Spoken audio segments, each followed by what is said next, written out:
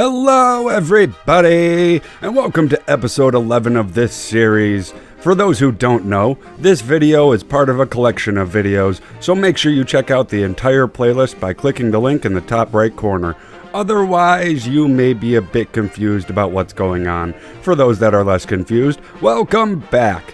I'm sure that everyone has lost track, so in summary, we have died 273 times so far, we've crashed only 16 times, and we've had sex with 10 different people. Our overall goal for this run was to complete the base game with only 1 HP.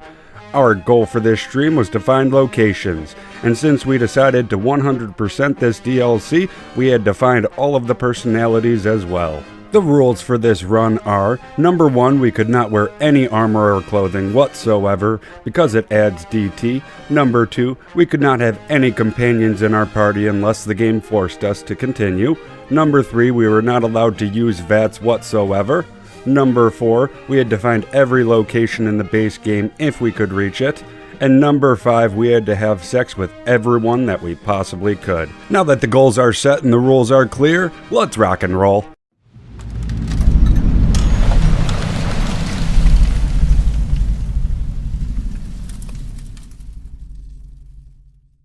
We started where we last left off, in front of the deconstruction plant. We went toward Elijah's Wash and the Forbidden Dome, and while sniping some scorpions down in the valley below, we shot an invisible wall that was on a rock and we blew ourselves up. After clearing the valley of robo-scorpions, we leveled up. The stats that we chose are on screen right now, and the perk that we chose was Intense Trainer, and we chose Strength to put our special point into. Our next move was to find and go inside the Big Mountain North Tunnel, and this tunnel had a laser turret inside of it.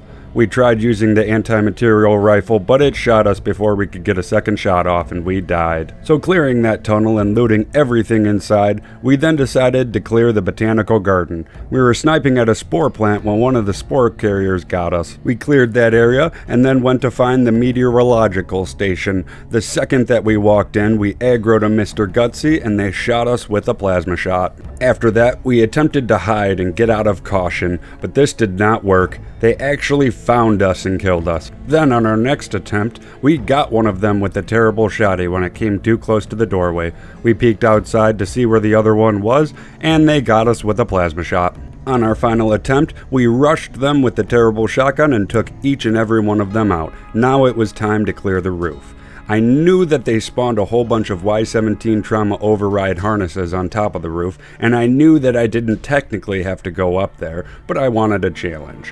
When we got to the elevator, we made a run for the edge of the roof and out of sight. We died before we could get to safety though. So trying that again, we actually got away this time. After that, we found ourselves around Little Yangtze when we spotted a lobotomite. Turns out that the lobotomite just wanted to play catch. Little did the lobotomite know that Cutthroat can barely even catch a cold.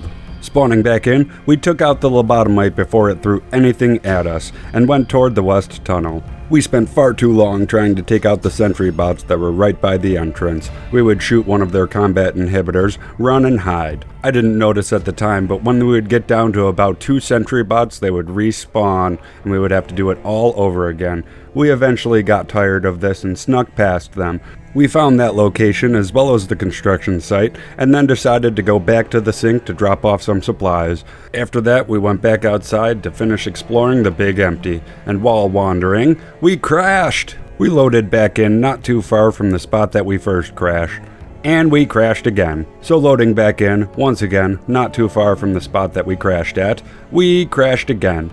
I suspected the area was corrupted, so we made a hard save and we reloaded the entire area, and that fixed it. We moved toward the artillery platform to spawn the sentry bots and then fell back to snipe them. Before we could get hidden, we died from a sentry bot. On our next attempt, we spawned them, and then we ran away. We found a nearby cliffside to snipe from, and we frenzied them, and all of them rushed us. So we popped a stealth boy to hide, and we literally fell into a rock. So, loading into a previous save, we took out all of them and found the artillery platform. After that, we moved into the hexagonal maze, and while jumping onto a pipe to take out a nearby enemy, a nearby lobotomite shot us and we died. Luckily, we quick saved right by this area. Also, the lobotomite spawned with a melee weapon, so we took it out quickly. We were moving toward the loading station when we spotted some lobotomites and started sniping at them. We noticed a Securitron right by us and we panicked. We shot at the robot and ran to hide. The Securitron found us and got us. So trying that again, we frenzied the Securitron and it attacked the lobotomites. We found the waste disposal site, and with that, we found every location in Big Mountain, even though we didn't have to. We traveled back to X8, which had scorpions covering the inside and outside of the facility. We ran past every scorpion on arrival into an empty room and quick saved. From there, we shot them and slowly creeped out of the room. We turned a corner in this facility to be greeted by two of them. We got one of them, but the other one got us before we could get them. I had cleared about half of the scorpions before we got, but I had failed the quick save the entire time. So when we respawned, we were back at the original room that we ran into, and we died 3 times to the first scorpion. Eventually, we found the entrance to the test chamber, and we had to go through the school again to upgrade the sonic emitter so that it could erase force fields. We upgraded the gun and saw 2 military cybertronic doggos behind a force field. We deactivated the force field and they ended us. After taking out those doggos, we went upstairs and we used the exact same tactic as last episode and cleared the entire test facility. We exited X8 and we forgot that robo-scorpions were waiting for us outside. We died 6 times before we finally evaded them. We ran and we ran and we ran, hopefully trying to make it to Y17 medical facility. Before we reached it though, we ran right into a robo-brain and then right into another as we were running away from that one. We ran till we reached the perimeter fence and teleported back to the sink. Dropping off some supplies, our next goal was to get the sexy waifu suit, I mean the Stealth Suit Mark II at X13. Getting through the facility was the easy part. The hard part was the robo-scorpions that they spawned all throughout the facility and outside after you completed it. But first, we leveled up. The stats that I chose are on screen right now.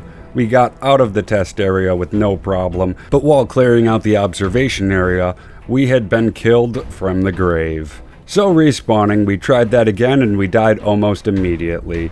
Then we died 4 more times while trying to clear this observation area till we finally made it to the exit. Outside of X13, there were 3 robo-scorpions waiting for us, and we handled them with ease. We fast traveled back to the sink and ended stream there. In summary, we died 28 times this stream, crashed only 3 times, and once again, we did not have sex with anyone. One day, folks, Cutthroat will find the one. Thank you all so much for watching, and don't forget to subscribe to my YouTube channel and follow me on Twitch. Also, don't forget to leave a comment about what you think of the run so far. I would love to hear what you have to think and say. Also, we have a Patreon page now. One day I would love to make content for you folks full time, so every bit helps me reach that dream, as well as help me find time to make these videos and stream. Thank you all so much for watching and supporting, and I hope to see you all in the next stream or in the comment section down below. A special thanks goes out to tobirevblackfire for sharing his talents, the folks over at EFAP for motivation, the Mitton squad for inspiration, and every one of you Twitch and Patreon subs for your continued support. You guys are the absolute best. Peace out.